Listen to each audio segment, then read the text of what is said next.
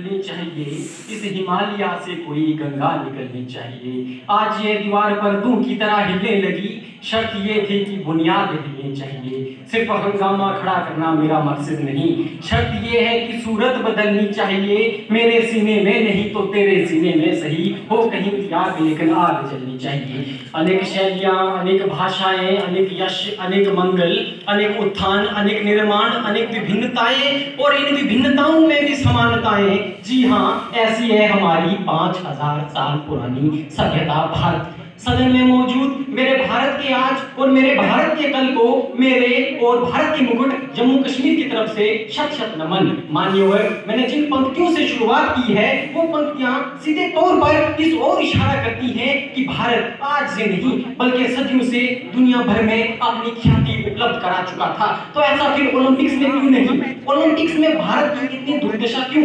यदि प्राचीन काल के भारत के इतिहास को उठा के देख लिया जाए तो मार्शल आर्ट, कलरीपयट्टू, मल्लखंब, कबड्डी, कुश्तीबाजी, निशानेबाजी जैसे खेलों का वर्णन हमें रामायण और महाभारत काल में भी मिलता है। लेकिन जो हमारा आजादी तक का संघर्ष काल रहा उसमें ये सारी की सारी चीजें विलुप्त होती चली गई। आजादी के तुरंत बाद हमारे देश के सामने अनेक प्रकार की जटिल समस्याएं पैदा हुई, गरीबी, भूखमरी, रोटी, कपड़ा, दुकान। लेकिन उस समय में 1928 और 1948 के बीच जिस प्रकार का नेतृत्व मेजर ध्यानचंद जी ने हॉकी में बिना किसी खास शिक्षण और बिना किसी खास प्रशिक्षण के किया, वो काबिले तारीफ था।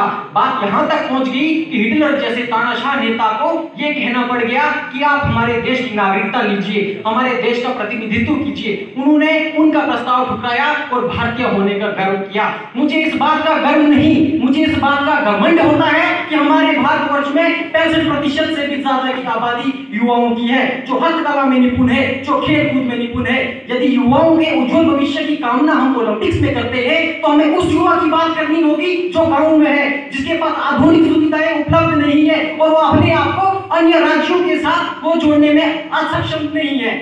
संस्कृत में एक प्रसिद्ध श्लोक है, आणो बद्रहा कृत्वो यन्तु विश्वतो, यानी विश्व की चारों तरफ से कल्याणकारी विचार हमारी तरफ आए। और इस मंच के माध्यम से आपको मैं स्पष्ट कर दूं कि यदि भारत को अपना उज्जवल भविष्य ओलंपिक्स में बनाना है तो हमें उस सफलता कुंजी की बात करनी होगी जो विकसित देश जैसे चीन, जैसे जर्मनी ने अपनाए हैं। वो अपने खिलाड़ियों को वित्तीय सहायता दिया करते हैं और जब खिलाड़ी के पास वित्तीय सहायता हुआ करती है तो अपना सारा का सारा ध्यान केंद्रित सिर्फ और सिर्फ अपने खेल कूद में करते हैं।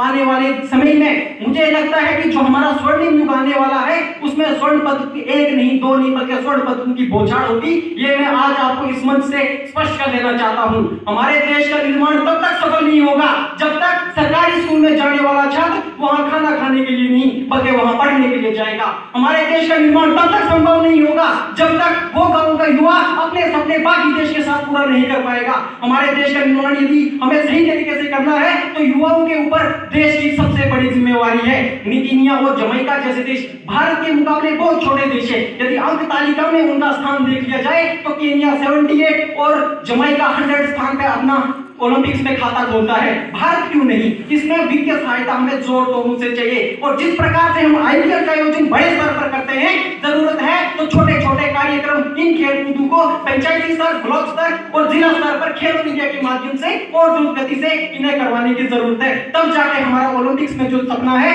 वो हमारा पूर्ण होगा। और हाल ही में नीति आयोग की 10 एक्शन पॉलिसी जिसमें केवल और केवल हम 10 खेलों में अपना योगदान देंगे, मुझे लगता है आने वाला युग हमारा स्वर्णिम युग होगा। उम्र भर गालिब भूल यही करता रहा, धूल चेहरे पर दी और आईना साफ करता रहा।